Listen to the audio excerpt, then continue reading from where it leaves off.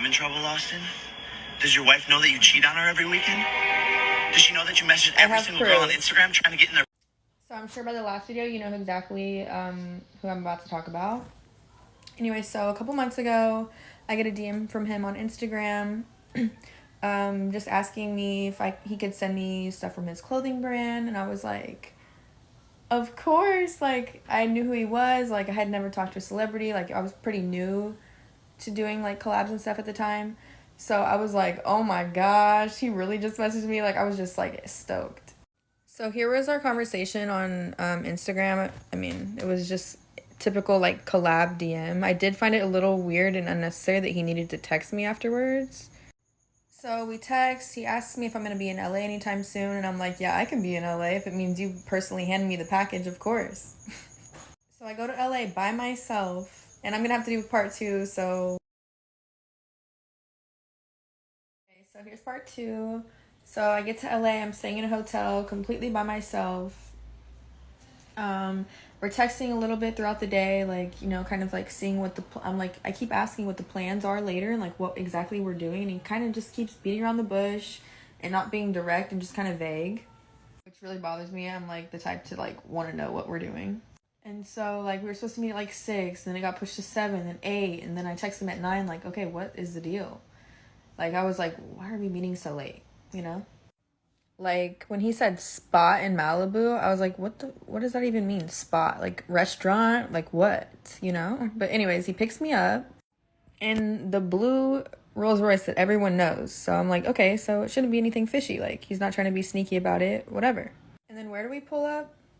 To a house. A house in Malibu. And I was like, oh my God. Like, for part 3. All right, part 3. So we pull up to a house, and I'm like, have I really been this naive to not know that this was what it was the entire time? Anyways, at this point, I'm still kind of oblivious, and I'm just like, okay, you know, maybe we're just talking business. Because in the car, we had just talked about, like, other brand deals he might get me and all these other things, and I'm, you know, I was just excited, you know? So we get inside, he just kind of keeps asking me about me, and, like, just, like, it seemed like he was just, like, trying to get to know me, and I was just, like, doing the same.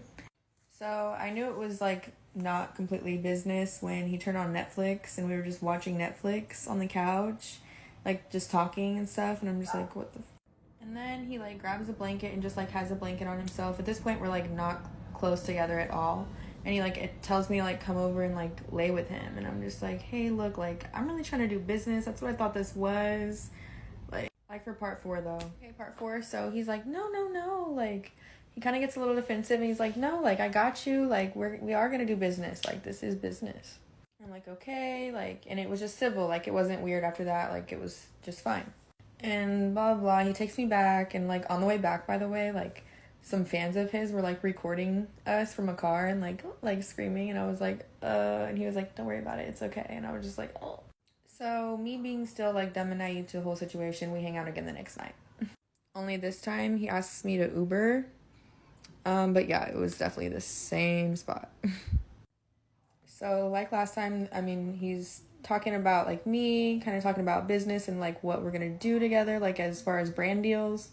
So it ended up being the same scenario. He tries cuddling me again, and I'm like, look, I don't know what type of girl you think I am, but like, then he tries telling me that him and his wife aren't really together, all this other stuff. Okay, I'm gonna have to do part 5. Okay, so part 5, yeah, so he starts telling me like him and his wife aren't really together, it's just for publicity, blah blah blah, and I'm like believing it. I'm just being naive, like as can be, just believing everything he's feeding me. And here's where I'm a little ashamed. We did end up doing the thing, okay? Don't judge me, but I did. So, long story short, he's like, now I'm gonna be obsessed, blah, blah, blah. And he actually ended up paying me like $800 for one of the brands that he said he was gonna like hook me up with, like ahead of time, which was really weird to me. So after the fact, I just kept hearing stories from other people that this is like what he does with girls and like all these other things. And I was just like disgusted with myself, disgusted with him.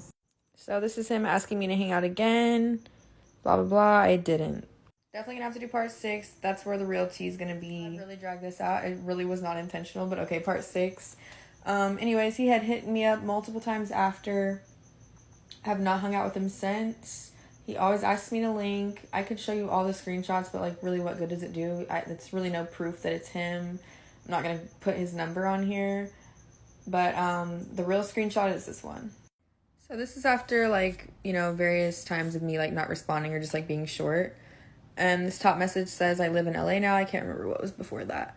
But anyway, blah, blah, you can read it. The real kicker is this. It must have been bad for you, because he would never talk about the fact that we did it on text. Being smart of him. But yeah, he said that. And then, nope, just bad for my morals, because facts. He still hits me up to this day, and here's the real proof that it's really him.